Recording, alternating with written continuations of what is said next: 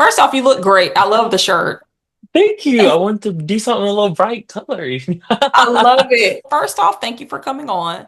I want to go all the way back to the beginning, okay? And then we're just going to work our way to present time. So Okay. tell us a little bit about your raising, school, that type of beginning information.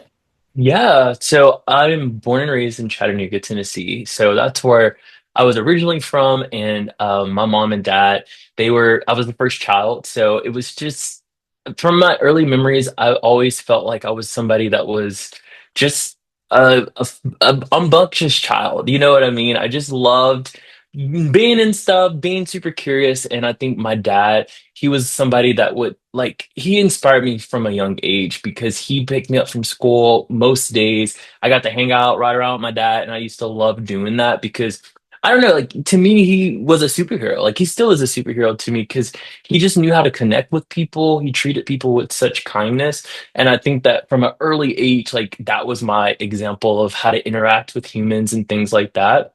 So I think that when I think of childhood, I think about those days going right with my dad. Some days he would get me out of school early, and I was a honey bun kid. I loved honey buns. So like we would go to the gas station, he would give me a little honey bun, and I mean, I thought the world was just amazing. So that is one. And, my mom was there too, and she was super incredible. She worked at a daycare, and I went to that daycare. So I think when I go see her now and she's still at the daycare, she runs it now. And it's just like a cool full circle. So I don't know. That's just like a little bit about my parents. And then I don't know, from an early age, I went to school. I loved school. I was always one of those kids that wanted to go to school. I know that sounds weird, but I would be excited at home, like going to bed early because I was like, I can't wait to go to school. I was like the Yeah. teacher's pet, but like I always wanted to still be like the cool kid too. You know what I mean? I was like, Yeah, I want to do yeah. good, but I also still want to like be with the cool kids. So it was like a fun balance. I love that. And I'll say okay, first off, me being a mom now, and just hearing you talk about how those moments even now mean something to you about like literally your dad picking you up, getting a honey bun. And that's simple, but it's like it's something that like sticks with you. Because Yeah, I just think a lot of the times as parents, you can feel like, oh, I have to do these very extravagant things for my child to know that I care for them. But it's the tiny things that matter. yeah, And I feel yeah. like that translates into your writing, but we'll get there. We'll get there. Okay. But I definitely can see that common thread of the tiny things that stick out to you and the things that we'll get there because I do want to break that stuff down. Okay, so Okay. I did some research and Oh, you said that when it came to college and stuff, let's talk a little bit about your college years. yes. Okay, well, so I actually started at Austin P Okay. because I was in the military. So I decided to do the military Oh, because, I didn't know that. yes. I Yeah, didn't. so to backtrack just a little bit, when I was in high school, this is a hilarious story. I accidentally got placed into ROTC. I don't know why, I don't know how that happened. And I remember little ninth grade Dre was going to the guidance counselor office, and I was like, Miss Long, I think that you've messed something up. I don't know how this happened, but I need to get out of this class. I need to get out of it like tomorrow, like now. Yeah.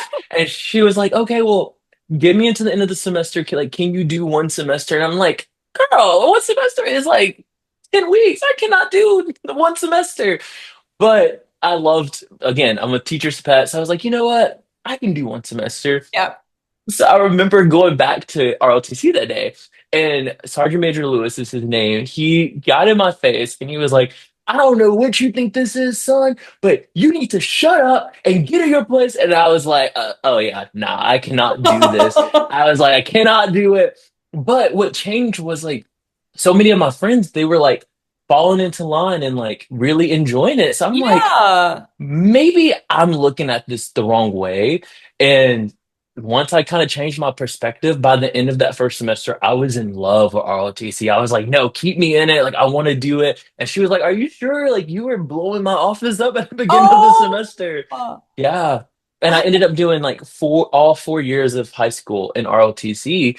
And by the time I graduated, I was the battalion command sergeant major, which is like, they call it the big three. And I was one of them, which is just so crazy. Like I never thought military would be something that I would enjoy, but my grandfather, he fought in Vietnam War, and my uncle was in the Navy. So I definitely had some of it in my family already, but this was hmm. never something that I thought I would see myself doing. Yeah. But it taught me a lot. It taught me so much about just accepting other people, right? Like learning that everybody's different. Taught me how to be disciplined in ways that like I feel like I wouldn't have learned if I didn't do it. You know what I mean? Hmm. Um, and yeah, so that bled into what I was going to do for college. And, loved my family and we just weren't, really well off. So I didn't know how I was going to pay for college. Like all my friends were getting all these like scholarships and things Yep. like that.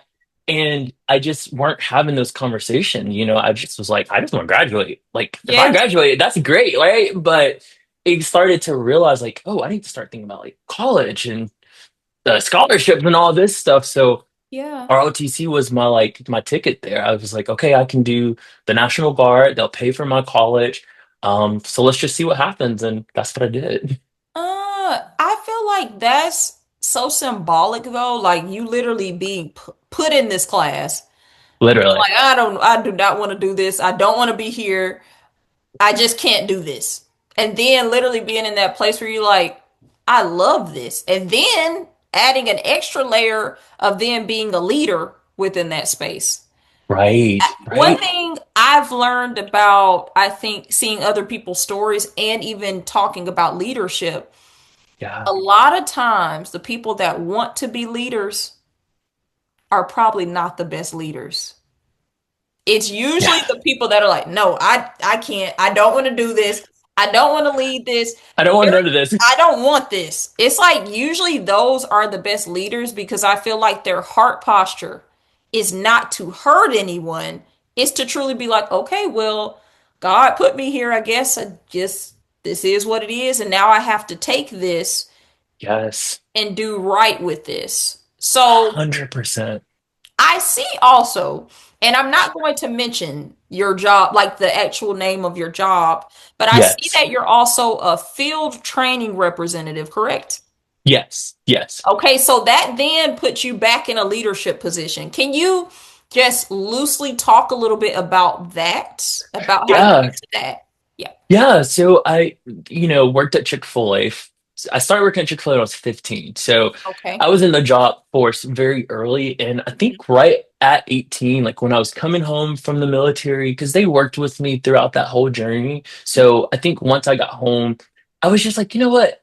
I love Chick-fil-A. I love that this has been a part of my life. I think overall I did 11 and a half years with Chick-fil-A. So Ooh, yeah, yeah, it's crazy when you put like a number on it, but yeah. 11 and a half years, and I wanted to do something different. And for a long time, I was very ashamed of working in the food industry. I just was like, oh, it has such a negative connotation to it. Mhm. But I realized, why would I feel bad about doing something that like I can make a career out of it? I think a Yes. lot of they don't see the back end of restaurants. We see Mhm. the waitress, we see the cashier, we might see like the manager on duty, but you don't really Yep. get to know the inner workings. So when I became a field training specialist, I love that role because it's all about people. It's all about Uh, developing people and watching and observing and learning. And I think that that is kind of what brought me into being a writer is watching yes. people, observing, just being able to kind of figure out my thoughts in my brain and putting them on paper. And as early as I can remember, my job, we travel, we go, we do so many different Yes. things, and it allows me to kind of look at the world in just a different way because it forces me to. When I'm 2 weeks in Tulsa, Oklahoma, I don't know anything about Tulsa, Ah, Oklahoma, but it forces my mind and my perspective to be opened so I can, enjoy my time and enjoy this experience of being able to travel for the company and see different things. I think it's yes. very, yeah. And one thing I love some good traveling. If Okay. something is like connected to traveling, I'm the same way with that, and I think that's an extension of why I like acting as well, because it usually Yes. gives the travel aspect. And I'm like, okay, I get a vacation, and then I get to go do this, like something that I like to do, and then it's all together, and it's not hard work. Um, No. I think that's a major blessing. Something that I'm Yes. seeing based off of your story so far is that you tend to be very boots on the ground. You stick with things. Would you Yeah. say that that's the truth? Like you haven't quit a lot of things in life? What would you say to that? Yeah, I would say there's not many things that I've quit. If I ever quit or stopped, it's because I felt like it wasn't aligned with my purpose, I guess. And as I've Yes. gotten older, I think I've gotten more selective to what I say yes to. I think when I was younger, I was very much like, yeah, I want to try that. I want to try this. And I remember me and my dad actually having a conversation of like, if you do everything. You're not going to be good at anything. And I Yes. used I used to argue with him like, no, because you need to look at it in this perspective. If I Yep. do a little bit of everything, I'm always going to have options because I can do a little bit of everything. But as I got older and wiser, I realized he's right. Like if you don't stick to something, Mhm. you're never going to really become an expert. And in this world, whether it's the creative world, the business world, the leadership world, they want to see that you have stuck with something for a long period of time. And Mhm. though I don't still agree with that, I understand that that's the way that the world works, you know? Yes, yes. It's like, when you hear people, and I get if you can be good at different things, right? But Right. when you hear a person and they're like, I'm a actor, football player, financial advisor, pediatric nurse, this, and you're like, okay, now. You're like, okay, Like for like you what? be able to do all of these very heavy work careers, something is slipping through the cracks here because these Yes. all require very fine attention. So Yeah. I definitely, okay, I feel like I'm on the fence because I'm fully with your dad and what your dad is saying, but then I can sometimes become very just all over the place because that's just how my brain can work. Yeah. But to complete something, I'm with your dad. Like Yeah. I'm with because you gotta have that focus on one thing, You right? have to. You have to. And if you don't, it's like we live in a world that is so fast these days that if you don't have that focus, that drive, that dedication to something, whatever, no matter what it is, you're gonna Yes, get just kind of lost in the wind. And it's just the way that the world is right now, you know? it's the truth. It's the truth. Okay, so in this space, I know how difficult it can be to have such a strong duality sometimes. On Yeah. one hand, you're in your career, and then on the other hand, you have the pen in your hand and you're a writer. And that's something that you're really starting to be in that space of pushing forward, putting Yes. yourself more in front of people. How do you deal with balancing those and giving both the proper attention? That's a great question. I think it's like when I was writing my last collection, like Within the Rune, I struggled with that. I really did because not only was I trying to like promote a collection, I was also trying to promote the collection, but also trying to keep up with work and social life. And it was a lot. But I think I had to take a step back and realize that the only pressure is me. I'm putting that pressure on myself. You know what I mean? Like this is something I'm passionate about. I love, it brings so much joy. So I had to almost relook at how I was looking at my writing and my full-time job and things like that because all of these things are pieces of who we are. It's not who we are, you know? And I think that I put a lot of Yes. stock into it to the point where it's not enjoyable anymore because I'm like juggling all these things. Mhm. So for my next collection that's going to be coming out soon, I really want it to slow down and really prioritize things and make it all feel like it's a part of my life. So now I am saying no to things more. I was at a poetry thing this past Sunday and they're like, where have you been? We've missed you. And I was like, I've really just taken a pause on this because work is really busy right now, and Yes. learning how to like stick to those things, because I think 2 years ago I would have still tried to figure out how to do everything, even Yes. though I know I can't do it all. So I think it's just kind of slowing down and really figuring out what it is that you want, because I think if you don't really, really know that, it's going to be hard to juggle everything. And self-care. Self-care is so important. Like you got to take care of yourself. Yes. Like, I don't know if you deal with this, but something I constantly deal with is feeling guilty. Okay, me and my normal life, right? Yeah. Right. My normal day to day, most times outside of booking work, is a stay at Mm, home mom, right? So I got my two little ones. And sometimes I feel very guilty about just enjoying that, like enjoying just my real life. And I'm like, Porsche, it's okay not to feel like you just got to be grinding all day and just putting the foot to the pedal and being exhausted. I feel guilt when I'm not exhausted. And I'm like, yeah. you have to rest. You have to, for you to have a cup to pour from, you got to get your rest. And that's You something have that I've been to. trying to like prioritize. And I'm like, oh, I feel like a human again. I've gotten 8 hours of sleep. You know, It's like, like, whoa, what is what going is this? on? You're like, I'm a normal human. I deserve 8 hours of sleep, but I haven't seen it in months. Wow. Yes.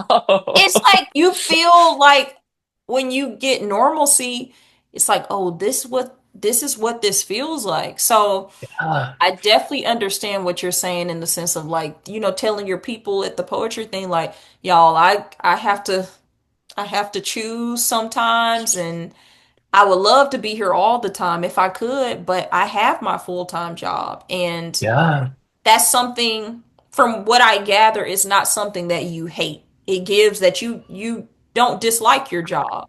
If Oh it's no. like you actually enjoy what you do, and then you enjoy what you do over here as well. So it's like this fun That balance. fun balance. Yeah. Yeah. Well, and I think you said something that is so real. I think it's hard for you to be able to do all those things. I started to realize, God would start blessing me in a lot of ways that I was asking for. But because I was exhausted or I was burning out or I felt like I couldn't rest, when those blessings came, I didn't get to enjoy them the way that I feel like maybe God intended for me to enjoy them, or like I maybe thought because I was so hyper fixated of getting there that like I realized I haven't slept, haven't taken a shower, haven't ate anything, Yes. like things like that. And it's Yes. almost like my therapist told me it's like that PTSD of being so used to things going left or down or up or whatever Yeah. that like your body almost don't know what to do when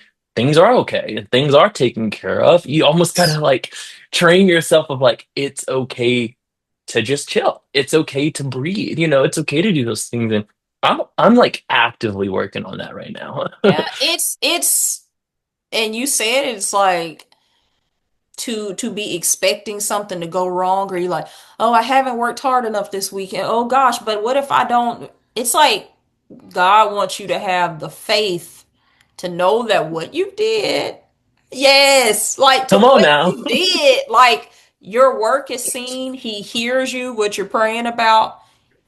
You don't have to be exhausted for those things to come to pass. That's how I Right. used to feel. I'm like, but if I'm not working, if I'm not sweating, if I'm not, no, like, because now you're getting into the space of idolatry. Now you're getting Okay. into idolatry. And he sees it, even if you feel like you're hiding it, he can see when your heart is starting to just turn to that thing. Exactly. And Exactly. now he's gonna recalibrate you, because it's like, okay, now I told you I would Y- bless you here, but now you're putting that in the spot of me. Right. I deal with that a lot. It's like waves. It It kind of ebbs and flows. And it's funny you said that because I wrote a piece recently. It's called Don't Let It Burn Out. And uh-huh. it talks about waves, and like waves is the metaphor of life and how Yep. unpredictable life can be and how but how beautiful it can be sometimes, right? When the Yes. ocean is still and it's sunny and it's that crystal blue, it's like, Chef's but kiss. chef's kiss, but that same clear blue ocean could turn into a tsunami very quickly, and it Yes. can be scary, you know? And you don't feel buckled up for it once that tsunami comes. But I think Yeah. it's good to be in that space where you're like, okay, God, you're my center. And when this Yes. comes, I'm just going to remember that this stillness I'm feeling right now, it will return. Even Yeah. after that tsunami, it will return. Okay, so we Over. can go down that rabbit hole I forever. know.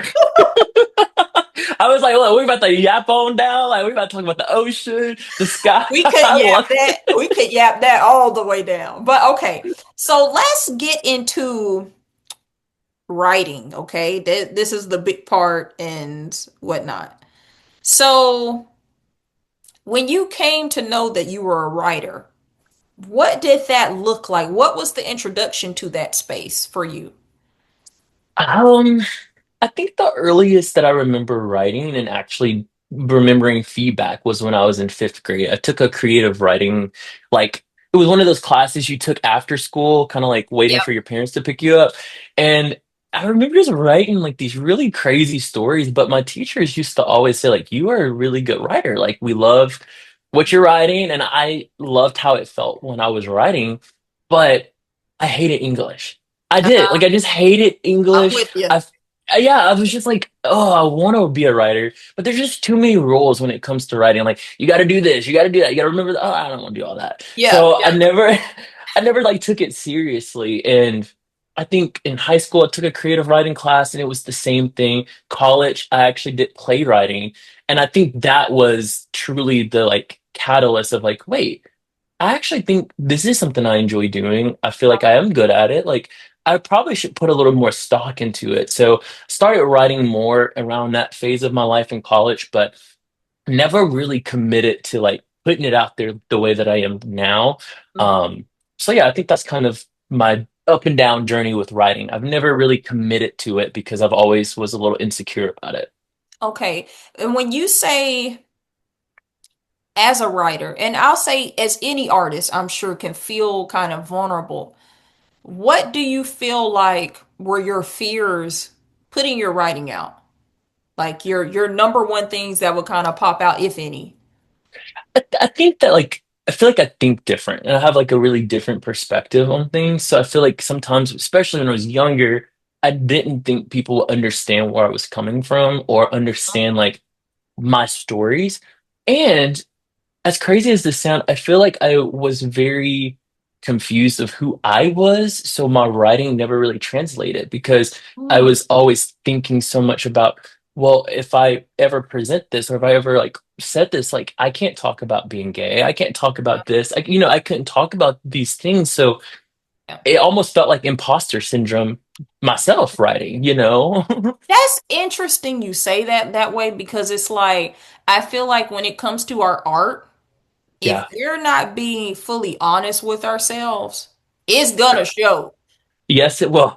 It's Yes, it gonna will. give like it's gonna be like, okay, now what we doing? Because even with like a self tape, even like when you're acting and in that space, and I I posted like a blooper one time on my TikTok of me trying to do a self tape. And I remember just busting out laughing because I said, I don't even believe that myself. And then I cut the camera off. But We've all been there where you're like, I don't even, why I am I was reading this like, line? girl, come on, you don't even believe this, so stop. But I think that's what you said is so powerful because it's like for you, it wasn't even translating because you were trying to come into yourself to be vulnerable enough for yourself to see yourself, and then Yes. adding the layer of being like, okay, now I'm about to present myself to the world through my words and through myself. So Yeah. that's real, like across the board. So, And go ahead. no, I was going to say, you hit the hammer on the nail. And I think that it's just like also that comparison, right? Like, I Yep. think in college, I majored in theater and well, double major, theater and education. And Hmm. I was around a lot of freaking talented people. So I think there was a little bit of an imposter syndrome of trying to find something that I can call mine. And like, you know that feeling of is like, oh, that's the actor. She always, he always get this. This actress always get that, and you wanted Yes. something for you. And Yes. I think that's what I wanted in college was like, okay, well, fine. I'm gonna be a writer slash director. I don't want to act anymore. I don't want to do these things. And it was really just trying to find a place where I felt like I fit in, I love Yes. acting, but I think that my passion for it wasn't like some of my coworkers or my castmates or things Yeah. like that because they went to extremes that I don't think I will ever go to make Yeah. it work. You see what I mean? Yes. Now, I want to ask you a little bit about that because Yes. everyone, me and Dre met literally at a casting call, at an audition. And Yes. it's something that I ended up not moving forward with. But I feel like even stuff like that is God because it's like, okay, I made a friend. Like I Oh literally, yeah. we made our connection, then we've kept in contact since then. So, Which is beautiful because yeah. like I think creatives have this like connection like that where Yes. we can meet once, have that really good vibe, and 5 years later, it's like we picked up right where we left off. And Yes. I think something I've always respected about you is though we weren't like super close at the time, Mhm. throughout the years, you've always were so supportive and like always was like, hey, I see what you're doing, checking in and doing things like that. And I don't know, that just meant a lot to me. So I'm thankful that now we've established a friendship. But yeah, y'all, that's how we met. Isn't that crazy? Yeah, and I appreciate those words because I feel the same way with you. I think the way I connect with people is when I see people's heart, like when we met and we were talking at the audition, you were very front facing and you were warm to me. I Oh, always thank feel you. people's warmth, like that always gets to me because it's like everybody's not warm. Some people you're like, okay, maybe they, maybe we This don't. might be a rough day today. Yes, people that like can laugh and giggle and just like vibe, meeting people does not have to be hard. Like it Right. doesn't have to be this long extended thing to have a connection with a person. So I really do appreciate that with you Thank over the you. years because I feel the same thing that you said coming from me. So I'm happy that that translates Absolutely. for sure. But a little bit about that. I want to talk a little bit about that. You said that when it came to majoring in theater and education, Yes. what was the turn for you? I know you said that you would see a lot of your fellow, what would you call it, cohorts? What Coworkers, castmates. I don't know coworkers, what I was trying to whatever. say. You would see the extremes they would go to. Yeah. How do you feel about acting now, like presently, like present time? I always will have a love for it. I think that Okay. to me, it doesn't feel like a reality that I can achieve, because Okay. when I graduated, right, a lot of my friends were going off to IRDAs and doing all these auditions, Uh-huh. but I literally could not afford to do that. If Yes. I left for a week, I'm in trouble. So I Yeah, think for me, like the reality of just where my life was at the time, it almost crushed my dream a little bit, I which is got why you. now, yeah, which is why now I feel like, okay, I have a career, I'm a little more steady, and that's why like writing feels more natural because Yep. from the writing, I can do a short film. That's something I've been really thinking about is like Yep. creating my poetry into visuals. That way I can get that like acting muscle back into work and back into use because I love it, but I don't think it's my passion. I feel like I had to learn the difference between enjoying doing something and what are you passionate about because those Mm, are two it looks the same, but it's not the same. And I think it took me a long time to learn that. mm. That's good though, because it's like it is a difference. And I feel like a lot of people feel like, but I'm good at baseball. But, is that something that's like, oh dang, we already got only 10 minutes left. Oh my God. That was quick. It always goes by really quick, but I know ours was gonna go by quick because we just have that We just energy. love. Yes. It's great. I a lot of people are in things that are just like, I'm great at this, but is this really what you were put on this earth to do? Say it now. Like, because it'd be a lot of people that's doing this stuff, but what is your assignment? What is your assignment? And I'm gonna be honest, I feel like that's what a lot of volumes is for me, this podcast, Mm, because I know that I have gifts in many areas, but absolutely. I think I'm learning more that it's like God wants me to talk to people. Like, Hmm. because I love asking questions and learning more about people just in general. But I think Right. it's a blessing for other people to hear these stories too, you know. Yes, So I yes, think I'm learning some stuff, but you saying that really hit me because it's a lot of people that just are good at things, but it's like, are you supposed to be doing this? Like long term? exactly. Yeah, my dad played college football, and I played football in high school, and I actually was pretty good. I was a defensive end. A lot of people don't believe it, but like ask my like high school buds, like I was really Yeah. good. But when it came junior year into senior year, I purposely didn't play football senior year because I knew that my dad would have wanted nothing more than his Yeah. son to go be in the, college football and continue that. But that genuinely was not my passion. I Yeah. was good at it, but I knew from at that age that football was not for me. You You were know like, what I I'm good. mean? I'm good. So my senior year, that's when I poured more like that extra time instead of football. That's when I did more with the ROTC department. And that's kind of, I think that's where I really made my decision of going to the military. So yeah, Yeah. just to circle it back, learning that the two things, passion and love, because you're good at it, is not, you know, Yeah, that's powerful. That's definitely powerful.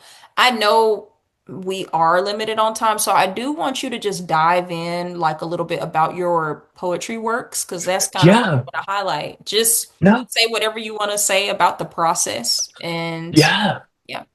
Well, I just finished with Light Within the Ruin last year, Mhm. and it's funny because my new collection it almost feels like part two. I didn't want that, but I think naturally, just with life and what I'm going through, that's what it was. And Yeah.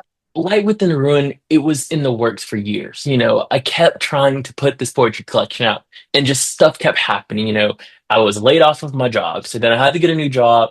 So I put it on the back burner. Then I was like almost done, and then I had a really tough breakup that like Yeah. just put a pause to everything. Yeah. Um, so I think Light Within the Ruin, looking back on it, I did a retrospect article that will be out once this is over. So you guys can check it out on Substack. Um, but just going through the project a year from when we released it, and it just made me really emotional because it made me realize that the person who wrote that collection and was performing that collection was somebody who was really broken, bleeding out, and just trying to find healing somewhere. Mm-hmm. Whereas my next collection is all about learning how to stay, learning how to take these insecurities that we have that we think are bad and like learning how to live with them because I think we as humans are so complex. We have such duality to us, and I think sometimes we run away from that for whatever reason. It could be childhood, it could be what you've gone through. So I think writing my next collection, it really gave me that confidence of like, you know, my life is not where I want it to be, but instead of running away from the reality of that, it's time to like sort through it. Like, how do we sort through Yes. it? You know what? I don't like this about me, but I'm going to work on that, instead of just Yes. ignoring it. And I think I did that a lot. So I think my next collection is all about just trusting the process, going through the process because growth isn't linear. Just because you're growing and you're healing doesn't mean it's always going to be easy. Sometimes it's still going to be just as hard as when you weren't healing. Um, Yes. but you know that once it's over, you're going to be in a different spot than where you were. Because could you imagine going through all that and you're still in the same damn spot? You're like, well, good Lord. Like, You know what I mean? So I think to put like a pin in that, all that, I think I'm really excited because poetry in not a cliche way has healed me. It's helped me be able to like process, it's helped me be able to kind of heal through words. And it's been really cool because since I have started to be confident with my work and performing it, I've had so many great conversations at open mics and at different events about people like, hey, really like that piece. Like, this is what I thought about it. And Yeah. then I'm like, whoa, I never made that connection. Like, thank you for, bringing that out. And I think that's the beauty in it. So I feel like, I don't know, maybe I was put on this earth to like show that vulnerability is a superpower. And it's a superpower that hurts like hell. But if you know how to like lean into it and show your heart and be transparent, it's a better life. You'd be happier. Yes, that was so beautifully said. And I always get like a little emotional because I think for me, I get emotional with artists in general when it's like I know that they're doing the work in the right way. Mm, It's like yeah, it's not for a performance at all. It's right. truly you're healing in real time. And I don't think it was a mistake that you had to put a pin in your poetry over the years because it's now 100%. being able to round out to a full journey of you as a person and Yes. truly showing that healing takes time. It's not going to be, if you're truly trying to heal the right way, that mess ain't going to be 20 seconds. It's going to No, be, it's going to be some time. it's gonna be some ups, some downs, some rounds and rounds. You know what I mean? It's going to be some time. But Yes. Dre, thank you so much for coming on. We have about 3 minutes, so I Yes. want to thank you for being vulnerable. Of course. I Yes. I love it. I really do appreciate the work you do. I really feel like you are beyond anything. Like, you know how we feel like we're this person if we get this validation from a certain person in the world. Your Right. work is really powerful work, and I feel Thank like you. it's gonna bless people that continue to hear it and see it. And Thank you. I'm excited to see how the journey continues to round out because I know it's gonna be growing with you and like maybe even growing a little bit ahead of you. I think your Yeah. words are gonna be kind of in that space of kind of giving you a map, you know, Yeah. continuous map to your future. Well, first and foremost, thank you for saying those things. You are one of the very, very, very few people that has already read the next collection. So I think that like you know what's coming, and It's giving. I'm I'm and I'm excited to be able to bring it to life because I think to your point, I've been thinking about fun little skits and videos that I can Yes. do to like bring these poems to life to just really take it to that next step because I don't know. I like having these conversations because I think other people can see themselves in whatever things you're going through. And that's Yes. how you make community. That's how you bring people together. So it's like, let's be vulnerable together, let's cry together, let's talk about life together. Why not? Yes. Yes. Thank you for, I know I said it a billion times, but thank you for doing this. Thank you for taking the time out Yes. of your schedule to do this. Of Um, course. Thank you for doing this. Like, this is yeah. beautiful. I think it's impactful. And I think that this time next year, you're going to look back and be really happy that you've created such a beautiful, because that's what you're doing. You're creating community right now. And I think right now, more than ever, we need that. We need to be able Yes. to feel connected, feel seen. And I know when I've listened to some of your other episodes, again, I'm not there, but I feel so seen because I'm like, yes, I remember that I had that experience as a kid. Like, Yes. the one about the class clown, like I Yes. was the Yes. class clown. I Yes. used to like do that. So I just felt so seen and connected, and it makes me excited to kind of see how this continues. Yes. I'm excited. Thank you all for watching, and we will see you all next week. Bye, Bye. guys. Volumes, even if your voice just shakes, every little moment leaves a tidal volumes. Let the silence resonate. There's a word between the words we never say tonight.